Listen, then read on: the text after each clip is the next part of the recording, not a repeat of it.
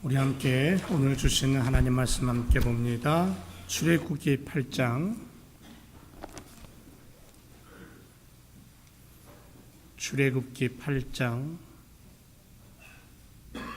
2절, 16절, 21절 세 절 보겠습니다.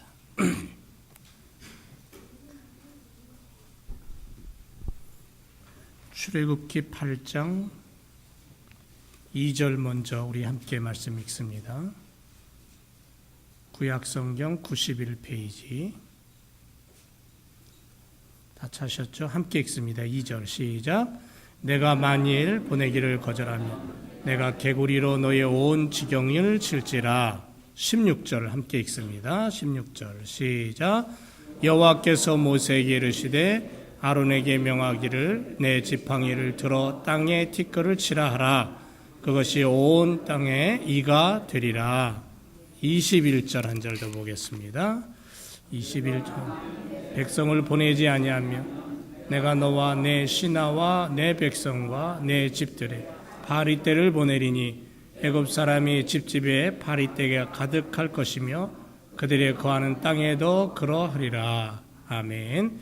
우리 옆에 분과 앞뒤 계신 분하고 한번 다시 인사하겠습니다. 주님의 이름으로 사랑합니다. 반갑습니다.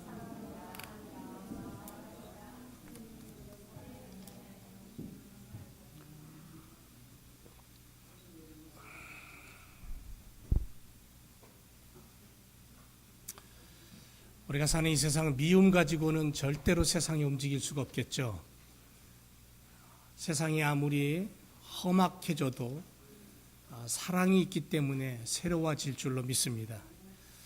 자, 오늘 말씀의 주제는 애굽 가운데 하나님의 손가락 세 번째 시간입니다.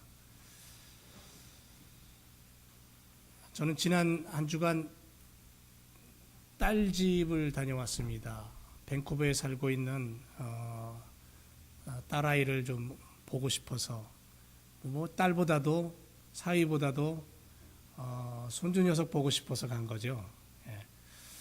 건조한 날씨, 밴쿠버가 건조하면서도 굉장히 맑고 쾌적하고 아주 정말 세계적으로 이름난 그러한 아주 좋은 그런 자연 환경을 가지고 있는 도시가 밴쿠버입니다. 캐나다에. 그런데 맑고 쾌적해야 될 날씨가 뿌연 연기가 끼고 습한 날씨였습니다.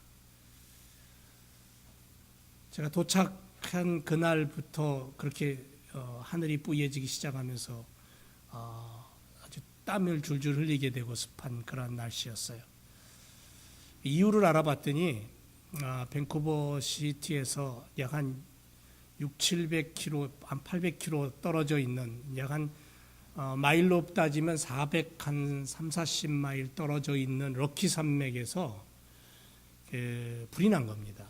산불이 났는데 지난 10일경인가요? 산불이 났는데 그게 점점점 번져서 굉장히 많은 그러한 산 임야가 타고 나무가 없어지고 대피를 하고 하는 그런 일이 벌어졌는데 그 영향으로 그 연기와 그 먼지, 미세먼지들이 이 먼 곳까지 400마일이 떨어져 있는 이 먼 곳, 그 맑은 도시 밴쿠버까지 밀려와서 잔뜩 찌푸린 제가 한 10여 년 전에 중국 북경 갔을 때의 그 북경 시내의 그 모습 같은 느낌을 받을 정도로 그렇게 뿌연 그런 한 주간이었던 것을 봅니다. 아마 지금도 조금 그 영향이 남아 있는 것 같은데 그러면서 멀리 아름다운 산이 보이고 그 산 꼭대기에 눈이 덮여 있는 그러한 광경을 보았는데 그걸 잠깐 보고는 그 다음엔 못 봤어요. 제가 돌아올 때까지 월요일부터 목요일까지 그걸 볼 수가 없었습니다. 인간으로서는 어떻게 감당할 수 없는 상황, 인간의 한계가 이런 거구나 하는 것들을 느낄 수밖에 없는 시간이었는데 그럼에도 불구하고 이제 7개월 정도 자라난 손녀를 보는 내내 미소가 떠나지 않고 그 재롱을 보면서 얼마나 즐거웠는지 시간 가는 줄 몰랐습니다.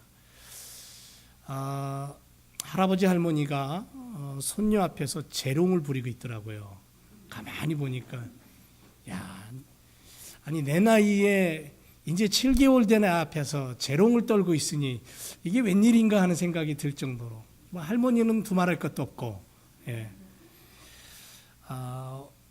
우리가 하나님께서 주신 생명 그리고 그 생명이 성장하고 성숙해가고 그리고 그 안에 가족이라는 것을 만드셔서 사랑을 주시고 행복을 주시는 그 하나님이 우리 가운데 있기 때문에 날씨도 상관없고 주변의 환경도 상관없더라고요. 그 안에 파묻혀서 그것을 통해 느끼는 감사가 얼마나 귀한가 하는 것을 느끼는 한 주간이었습니다. 여러분도 지난 한 주간 그런 은혜, 주님의 은혜 속에서 살아오신 줄로 믿습니다. 아멘을 안 하시는 분은 은혜가 아니었나? 그런 생각이 한번 더듬어 보는 그런 시간이 되기를 바라고요. 자, 애굽 가운데 나타난 하나님의 손가락 어떤 것인가 세 번째 시간인데요. 오늘은 동물을 통해서 하나님의 뜻이 나타납니다.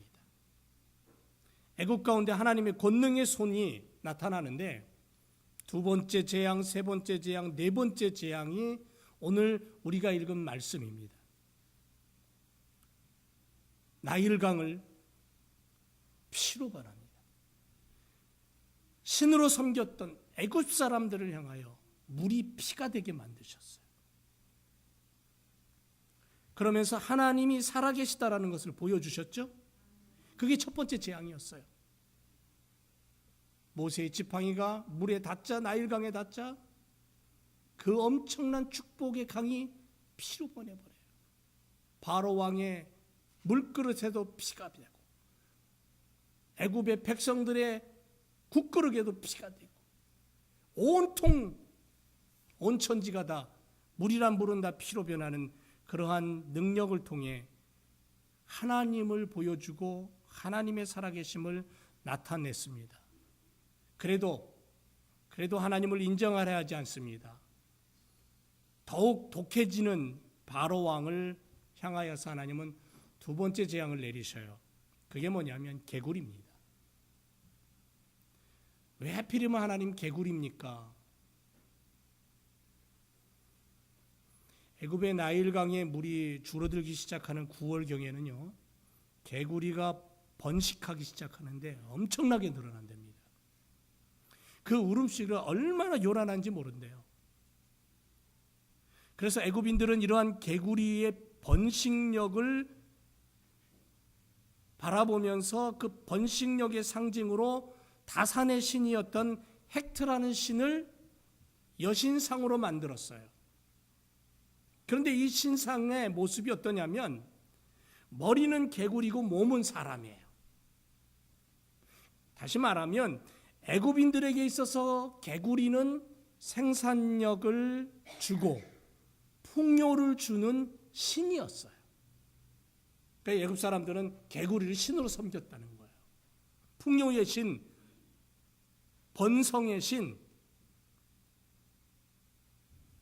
개구리를 거룩한 동물로 여길 뿐 아니라 거기다 대고 숭배했어요. 예배했어요.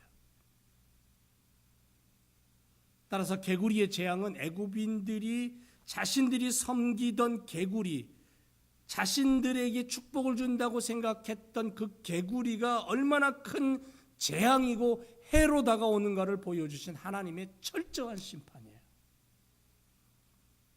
복을 준다고 믿었죠. 그런데 그 복을 준다고 믿었던 신에게서 엄청난 해를 받게 됩니다. 그러므로서 저 고센 땅에 살고 있는 히브리 민족이 믿고 있는 하나님, 야훼라는 그 하나님이 아하, 살아있는 신이구나 하는 것을 느끼게 되는 거예요. 받아들이게 되는 거예요. 애굽인들의 신앙이 산산조각 납니다. 개구리는 신이 아니고 자신들에게 고통과 저주를 가져다 줄 뿐임을 깨닫게 됩니다. 바로의 궁, 침실, 바로의 신하의 집, 애굽 백성의 침실까지, 심지어 떡그릇 안에까지 애굽인들이 그렇게 가장 깨끗하게 여겼던 그들의 장소까지 개구리가 버젓이 올라가 앉아 있는 거예요. 첫 번째 재앙은 바로로 하여금 순종의 자세를 취하지 못하게 했다면, 두 번째 재앙인 개구리의 재앙은 바로 왕으로 하여금 순종의 기미를 보이도록 했어요.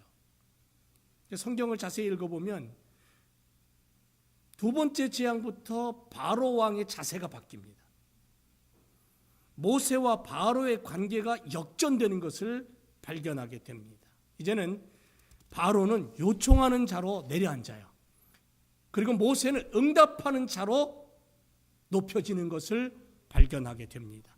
이게 하나님의 방법이죠. 하나님은 반드시 하나님의 자녀들의 삶을 책임지시고 세상을 살아갈 때에 역전시키시고 존경의 대상이 되게 만드시는 하나님이셔요. 믿으십니까? 우리가 그 하나님을 믿고 있는 거예요. 살아계신 그 하나님이 내 안에 나와 함께 하시는 거예요. 여러분, 네 번째 재앙이 뭡니까? 파리죠. 파리. 애국과 같은 더운 지방에서 파리의 종류가 굉장히 많답니다. 파리 종류가. 여기서 묘사되는 파리는 모세가 불러들인 네 번째 재앙의 파리는 우리가 흔히 보고 있는, 알고 있는 집 파리는 아닙니다. 그런데 어느 집은요, 집안에 파리 한 마리만 들어오면 난리 버거집니다. 그 파리 잡는다고. 온통 집안을 뒤집어 놓을 정도로 그 파리 한 마리, 별로 해도 주지 않는 그 파리 한 마리를 잡겠다고 그러는데, 여기 성경에 기록되어 있는 이 파리의 재앙에 나타난 등장하는 파리는 말과 가축, 사람까지 공격하는 파리예요. 전염병을 옮기는 파리예요. 그래서 학자들마다 조금씩의 의견은 있지만 바르그히시라는 그러한 이름을 가진 사람의 눈과 귀와 코 등에 마구 들어가서 물고 피를 핥아먹는 파리, 그런 파리떼를 말하는 거예요. 애굽인들에게 있어서 파리라는 곤충은 신이었어요. 하드럭이라는 신이었어요. 자신들이 믿고 숭배했던 신이었어요. 참 애굽 사람들은 신기해요. 이런 것들을 신으로 섬기고 살았기 때문에 참 희한합니다.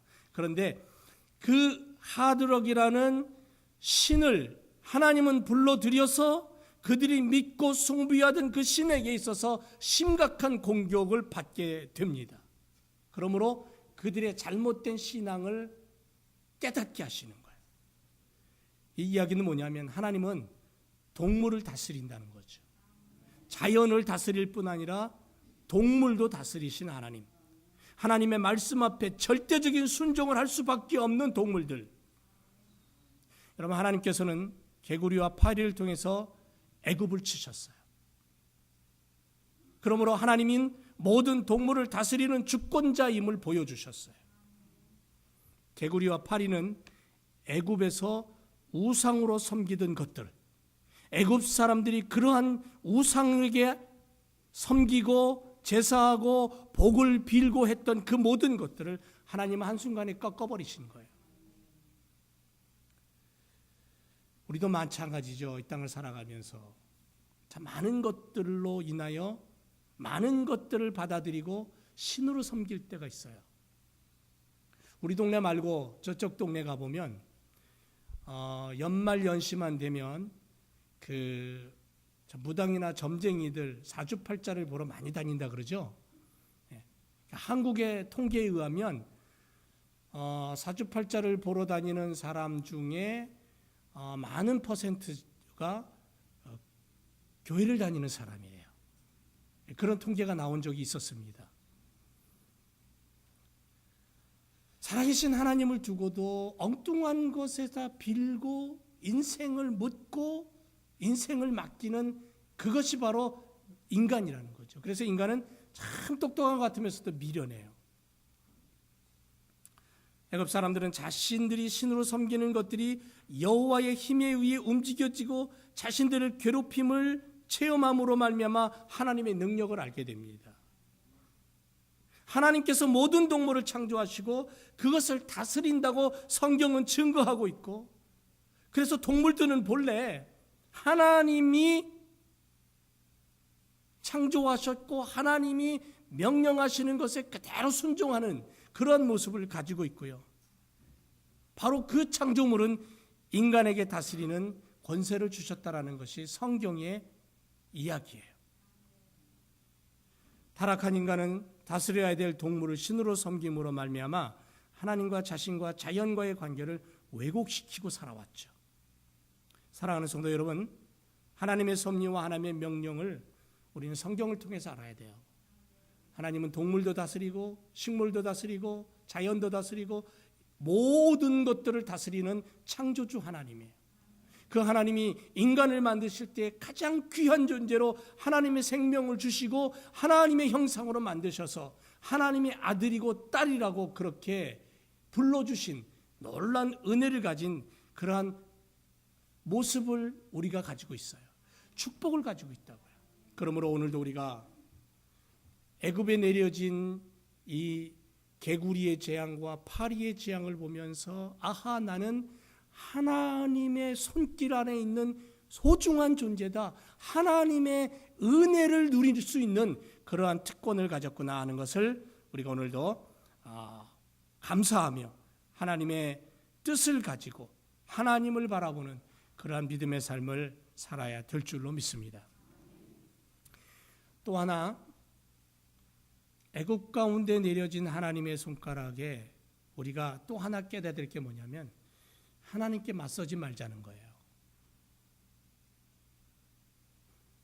자연을 다스리시고 동식물을 다스리시는 그 하나님을 향하여 우리가 순종하고 그 하나님을 경배하며 예배하며 믿고 따라가는 것이 옳은 길인데 하나님을 맞서는 인생이 되지 말자는 겁니다. 여러분, 성경에는 하나님을 거부하고 강박함으로 하나님과 맞서는 사람들의 이야기를 찾아볼 수 있습니다. 참 어리석은 사람들입니다. 그 중에 대표적인 사람이 바로입니다. 애굽의 왕 바로. 매우 강팍했다 그랬습니다. 그 모습을 통해 하나님은 참신이 누구인가를 바로 왕을 통해 보여주셔요. 여러분, 강팍한 마음을 가진 자들의 속성이 뭐냐면 첫째는 하나님을 두려워하지 않습니다.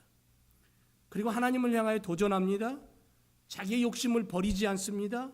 누구의 말에도 귀 기울이지 않습니다. 눈으로 목격하고도 하나님의 권능을 믿지 않는 사람입니다. 그만큼 마음이 닫혀 있다는 거죠. 단단하다는 거죠. 자신의 권력과 소유욕에 집착하고 살아갑니다.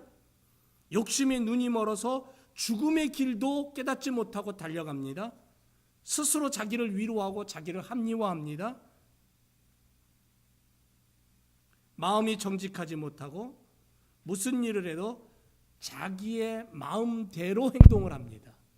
그러다 보면 강팍한 자들의 모습을 통해 어떻게 되냐면 주변이 망가져요.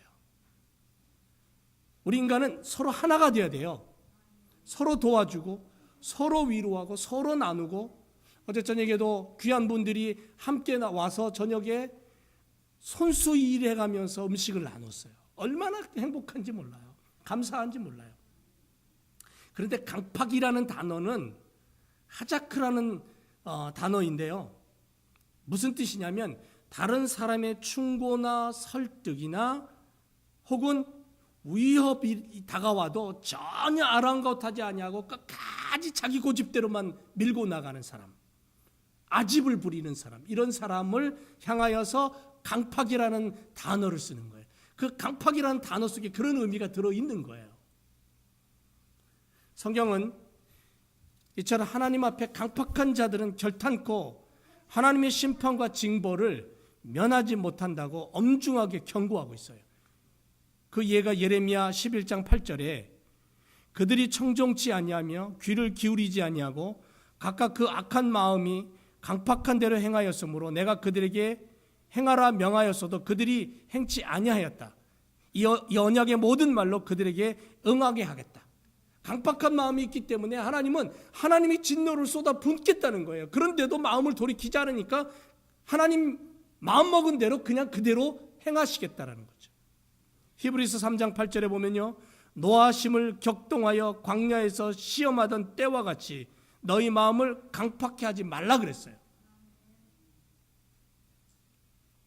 바로 왕의 강팍함의 특징은 모세의 지팡이가 술객들의 지팡이를 삼키는 것을 보고도 강팍해졌고, 모세가 지팡이로 물을 쳐서 피로 변하는 것을 보고도 강팍해졌고, 개구리가 온 천지에 드글드글하고 파리가 온 천지에 드글드글해도 강팍해지는,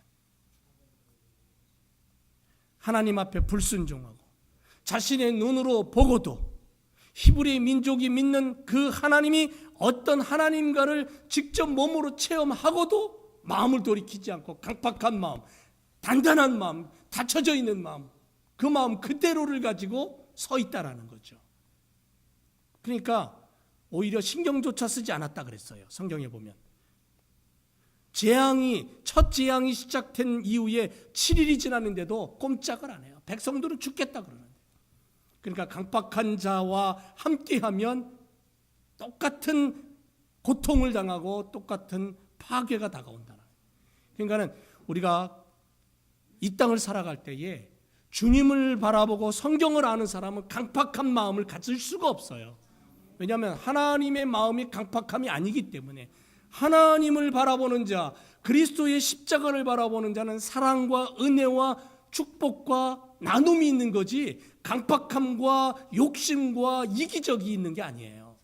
그래서 그리스도를 알면 알수록 내 안에 있는 욕심이 사라지고, 그리스도를 알면 알수록 내 안에 있는 이기심이 사라지고, 내 안에 있는 어두움이 사라지고, 그리스도를 알면 알수록 사랑과 은혜와 믿음과 나눔과 교제가 이루어지는 거예요. 그러니까 그리스도의 사람들이 있는 곳에는 평화가 이루어지고요, 그리스도의 사람이 있는 곳에는 함께 하나 되는 모습이 이루어지는 거예요. 인류의 역사를 보면 그래요. 그리스도의 이름으로 있는 곳에 하나님의 평화와 은혜가 넘쳤어요. 그런데 또 어떤 분은 그럴 겁니다. 인류 역사를 살펴보면 기독교인들이 세상을 얼마나 망가뜨렸는지 아느냐? 그래요. 맞아요. 역사를 보면 그래요. 십자군 전쟁이 일어나면서 엄청난 파괴와 고통을 몰고 왔어요. 중세 암흑기에 수많은 사람들이 고통을 당했어요. 잘못된 종교의 모습으로. 그런데 그 모습들을 가만히 보면 거기에는 성경에 하나님이 있는 게 아니라 인간의 욕심이 있는 거예요. 신앙의 이름을 빌려왔고 하나님이라는 이름을 빌려왔고 십자가라는 이름을 빌려왔을 뿐 진정한 십자가가 없었고 진정한 하나님의 뜻이 없었어요. 성경이 없었어요. 그러니까 결국은 진정한 의미의 십자가가 있을 때에 그 십자가를 통한 하나님의 영광이 드러나는 것이에요. 교회도 마찬가지입니다. 교회가 행복한 교회가 되고 천국이 돼야 되고 서로를 아끼고 사랑하고 돌보고 기도해주고 함께 음식을 나누는 초대교회가 돼야 되는데, 그 모습이 무슨 모습이냐면 하나님이 원하는 하나님의 나라고 십자가의 모습이에요. 그런데 그건 싹 빼놓고 십자가를 얘기합니다. 성경을 얘기하고 예수님을 얘기하고 하나님을 얘기하지만 진정한 의미는 싹 빠져버리는 거예요. 그러니까 뭐가 생겨요? 욕심이 생기는 거예요. 교회 안에도 십자가가 빠지면 욕심이 생기고, 교회 안에도 우리들 가정 속에도 하나님의 은혜와 사랑이 빠지니까 미움이 생기고 욕심이 생기고 내 것을 챙기려고 하는 거예요. 그래서 성경이 하나님을 우리는 바로 알아야 된다는 거죠. 하나님을 대적하지 말라는 거예요. 강팍함을 가지고 미움을 가지고 욕심을 가지고 하나님을 대적하지 말자. 하나님을 바라보고 하나님을 예비하고 그 하나님의 사랑을 내 안에 담고 내 아내에게, 내 남편에게, 내 자녀에게, 내 부모에게, 내 이웃에게 그것을 조금이라도 나눠주고 베풀고 함께 할 수 있고 끌어안을 수 있는 그런 삶을 살아갈 때에 나를 통해 하나님이 보여지는 거예요. 제가 그런 얘기를 늘 하잖아요. 우리는 이 땅에 살면서 예수가 아니다. 우리 이 땅을 살면서 하나님이 될 수는 없다. 우리가 이 땅을 살면서 성령의 능력을 가진 성령이 될 수는 없다. 그러나 우리는 예수 그리스도를 보여주는 거울이 될 수 있다. 하나님의 사랑을 증거할 수 있는 그러한 바람이 될 수는 있다. 성령의 능력과 권능을 나타낼 수 있는 그러한 성령의 불은 될 수 있다는 거죠. 불쏘시개는 될 수 있어요. 내가 하나님이 될 수는 없고 내가 예수가 될 수 없지만 나는 예수 그리스도를 보여주는 거울과 같은 삶을 살아갈 수 있다는 거죠. 비추는 자가 되는 거예요. 성경을 알아야 되는 거잖아요. 그렇게 살아가기 위해서는 강팍함을 가지고 살 수 없는 거죠. 사랑하는 성도 여러분, 오늘 이 자리에 앉아있는 믿음의 가족 여러분, 하나님을 온전히 바라보는 그런 믿음으로 살아가시기를 주님의 이름으로 축원을 드립니다. 또 한 가지, 하나님의 능력을 붙잡고 능력을 증거하는 삶을 살아야 돼요. 하나님의 능력을 증거하는 성도가 필요합니다. 하나님께서 애굽에 기적을 행할 때에 그 중에는 애굽의 술사들도 흉내를 낼 수 있었어요. 그러나 하나님께서 땅의 티끌로 이가 되게 하여 애굽의 사람들과 생축을 치실 때에 술객들은 더 이상 따라 못합니다. 술객의 뱀을 지팡이를 던졌을 때 그들의 지팡이가 뱀이 됐어요. 물이 피가 됐을 때에도 그들은 그렇게 했어요. 흉내를 냈어요. 어떤 기적인지 모르겠어요. 눈속임인지 마술인지 그들에게 정말 어떤 능력이 있었는지. 사실은 오늘 우리가 이 땅을 살아가면서 마귀 권세와 싸우는 건데 이 마귀도 귀신들도 능력이 있거든요. 신기한 능력들이 있어요. 그래서 저는 아직도 기억나는 게 옛날에 무당이 굿하다가 시퍼런 칼날 거꾸로 세워놓고 그 위를 맨발로 걸어가는 그런 능력도 있잖아요. 이 능력이 있어요. 이 바로 왕의 술객들도 그런 능력이 있어서 따라했어요. 물이 피가 되고 개구리를 불러올리고 까지는 했어요. 그런데 그 다음에 땅의 티끌이 이가 되는 것은 못하는 거예요. 할 수가 없어요. 더 이상은 안 되는 거예요. 하나님의 권능을 인정할 수밖에 없었어요. 그래서 애굽의 술객들이 뭐라고 고백하냐면 이는 하나님의 권능이다라고 고백합니다. 자기 자신들의 왕 앞에서 이것은 하나님의 권능입니다라고 고백을 해요. 여러분, 하나님의 권능은 에츠바 엘로힘이라고 쓰여 있어요. 원어에 가서 찾아보면 무슨 뜻이냐면 하나님의 손가락이라는 뜻이에요. 성경에서 손가락은 손 전체를 대표합니다. 말로서 나타내는 것을 보충하기 위한 손짓이나 몸짓으로 묘사됐던 것이에요. 손가락은 의사전달이나 힘 혹은 정교한 기술을 간접적으로 나타낼 때 사용했어요. 손가락이라고. 이 단어가 하나님과 관련해서 쓰여졌을 때에는 하나님의 사역, 하나님의 능력, 하나님의 일하심이라는 부분에서 표현되었던 거예요. 하늘과 달과 별을 하나님이 손가락으로 만드셨다. 시편 8편에 그렇게 얘기하잖아요. 주의 손가락으로 만드신 주의 하늘과 주의 베풀어 두신 달과 별들을 내가 봅니다. 하나님은 모세 앞에 나타나셔서 당신의 손가락으로 돌판에다가 10가지의 계명을 쓰십니다. 그게 10계명이에요. 하나님의 손가락은 하나님의 뜻을 나타내고 하나님의 의사를 전달하고 하나님의 권능을 보여줄 때에 나타났던 거예요. 그런데 출애굽하기 전에 10가지 재앙 중에 티끌이 변하여 이가 되는 그 재앙 속에서 애굽의 술객들은 뭐라고 고백하냐면 이는 하나님의 권능입니다. 이는 하나님의 손가락이 나타나서 우리를 향하여서 경고하는 메시지입니다.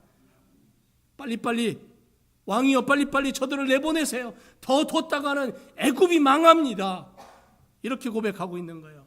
하나님의 손가락, 하나님의 권능, 하나님의 뜻과 계시가 나타난 거예요.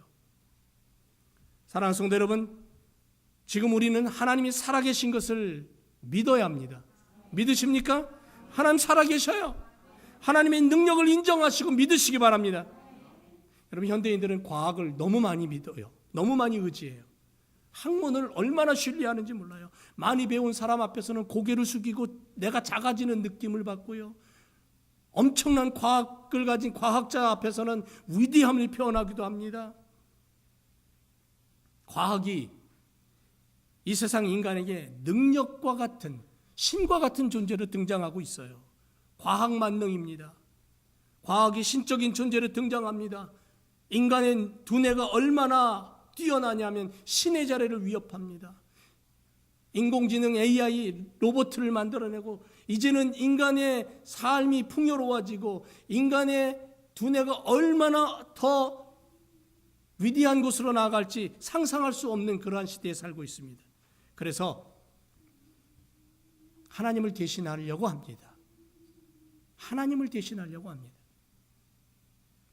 하나님의 능력을 믿고 하나님의 손길을 의지할 때 우리는 하나님의 자녀로 살 수 있고 하나님이 만드신 천국을 소유할 수 있지만 하나님을 버려버리고 인간의 두뇌와 인간의 과학을 믿고 인간이 추구하는 물질을 따라간다면 결국 우리는 사탄의 소나기에서 망하는 존재가 되고 말 것입니다.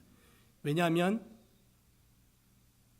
바로 왕 앞에 보여주신 사건들이 오늘 우리에게 교훈으로 남기 때문에 그렇습니다. 여러분, 이의 재앙, 세 번째 내려진 이의 재앙. 이라는 단어를 캔으로 썼는데요. 원어에 가면 출애굽 당시 재앙과 관련해서 나타난 이 캔이라는 단어는 여기밖에 없습니다. 그런데 학자들 간에 이 캔을 어떻게 해석하냐면 빈대다, 이다, 모기다 이렇게들 얘기를 합니다. 그런데 애굽의 지리적 환경으로 볼 때에 아마도 모기의 일종인 깍딱이라는 그러한 모기로 보는 견해가 많습니다. 깍딱이가 그럼 뭐냐? 다리가 길고 몸집이 아주 작아서 눈에 잘 띄지는 않습니다. 그런데 사람들의 눈과 귀 속까지 기어들어가서 쏘아댑니다. 고통을 줍니다. 심하면 죽습니다. 제가 오늘 바닷가에 북쪽에 있는 저기 윙거시악이라는 비치에 갔을 때에 4시, 5시쯤 되면요 자그마한 하루살이 벌레 같은 것들이 이게 날라와요. 그리고는 언제 물었는지 모르게 무는데 지난번에 친구 목사님하고 거기를 갔다가 왔는데 아직도 덩어리에 물린 게 근지러워요. 언제 물었는지 모르지만 한 며칠 지나고 나면요 벌겋게 부어가지고 근지럽고 그래요. 그런데 모세가 애굽 땅에 내린 세 번째 재앙인 티끌이 변하여 이가 되는 이 이라는 이 모습은 학자들이 깍딱이라는 모기 종류의 벌레로 보는데 얼마나 고통스러운지 쏘면 애굽 사람들은 그토록 자신들이 믿고 의지했으며 또한 신으로까지 숭배했던 나일강으로부터 두 번째 재앙까지 맛보면서 비옥한 땅이 망가지고 저주거리가 되고 개구리가 올라오고 심한 모기떼가 몰려오고 너무너무 고통스러운 시간들을 보내고 있는데 그 고통 속에 왕이라는 자는 아랑곳하지 않는다는 거죠. 성도들이 하나님의 능력을 의지하고 살아갈 때 분명히 한 가지 우리가 기억해야 될 것은 하나님은 파리 재앙을 내리실 때 이스라엘 백성이 거하는 고센 땅을 구별했다는 거죠. 정말 놀라운 것은요, 하나님의 능력과 권능이 어느 정도냐면 파리의 재앙이 시작되면서 뭐라고 얘기하냐면 히브리 민족이 살고 있는 고센 땅과 너희의 땅을 내가 나누겠다라는 거죠. 그래서 고센 땅을 구별하였어요. 파리의 재앙부터는 고센 땅에 아무 재앙도 안 옵니다. 그 이후로 엄청난 능력과 권능에 하나님의 손길이 퍼부었는데도 불구하고 고센 땅은 하나님이 보호하신 거예요. 보호막을 치신 거예요. 아무런 재앙도 오지 않습니다. 우린 분명히 알아야 됩니다. 하나님의 백성된 성도가 이 땅을 살아갈 때에 하나님을 의지하고 하나님의 손길을 믿음으로 바라보면 하나님이 보호하시는 거예요. 보호막을 치시는 거예요. 제가 이번에 밴쿠버에 갔는데 밴쿠버의 지리적인 환경을 이렇게 보니까요, 밴쿠버시에서 조금 벗어나 가지고 배를 1시간 반 정도 페리를 타고 들어가면 아주 아름답고 유명한 섬이 있어요. 빅토리아 아일랜드라는 그런 지역이 있는데 한국 땅의 3분의 1 크기입니다. 굉장히 큰 섬이에요. 뭐 섬이라고 할 수 없겠죠. 굉장히 크니까 한국 땅의 3분의 1 크기니까. 그런데 그게 앞에 딱 놓여 있는 거예요. 그리고 그 뒤로 밴쿠버시가 있는 거예요. 그러니까 태풍이 몰려오잖아요. 앞에서 다 막아주는 거예요. 이쪽 뒤는 안전한 거예요. 이 큰 섬이 보호막이 되는 거예요. 그걸 보면서 아하, 하나님이 내 인생의 보호자가 되시고 막아주신다면, 울타리가 되신다면, 담이 되신다면 내 인생은 환난이 다가올 수밖에 없고 역경이 다가올 수밖에 없는 불완전한 이 세상을 살아갈 때에 나에게 힘이 되겠구나, 나에게 도움이 되겠구나, 나의 능력이 되겠구나. 그래서 다윗은 고백합니다. 나의 힘이 되신 여호와요, 나의 힘이 되신 여호와. 주님은 내 인생의 주인입니다. 내가 사망의 음침한 골짜기를 다닐 때에도 내가 두려워하지 않습니다. 죽음의 시간 앞에서도 나는 두려움이 없습니다. 왜냐하면 하나님이 나와 함께 하시기 때문에, 나를 지켜주시기 때문에. 그래서 하나님의 능력을 인정하는 삶은 축복된 삶이 될 줄로 믿습니다. 사랑하는 지역교회 성도 여러분, 이 자리에 앉아서 하나님 앞에 예비하는 사랑하는 형제자매 여러분, 예수 그리스도의 십자가를 바라보며 구원 얻은 우리들, 그래서 하나님의 백성이 되어 너는 내 아들이고 내 딸이라고 말씀하시는 하나님의 음성을 가슴에 담고 하나님의 은혜를 바라보는 사랑하는 믿음의 형제자매 여러분, 내가 너를 지명하여 불렀나니 너는 내 것이야, 너는 내 거야. 네가 이 땅을 살아갈 때에, 험한 세상 살아갈 때에, 불완전한 세상 살아갈 때에 내가 너와 함께 할 거야. 나의 능력이 너의 능력이 될 거야. 내가 너를 보호할 거야. 이런 하나님의 음성을 붙잡고 오늘도 동물을 다스리고 자연을 다스리고 우주를 다스리는 그 하나님을 아버지로 고백하며 의지하고 붙잡고 그 하나님과 함께 이 땅을 살아갈 때에 우리는 승리의 삶을 살게 될 줄로 믿습니다. 기도하겠습니다.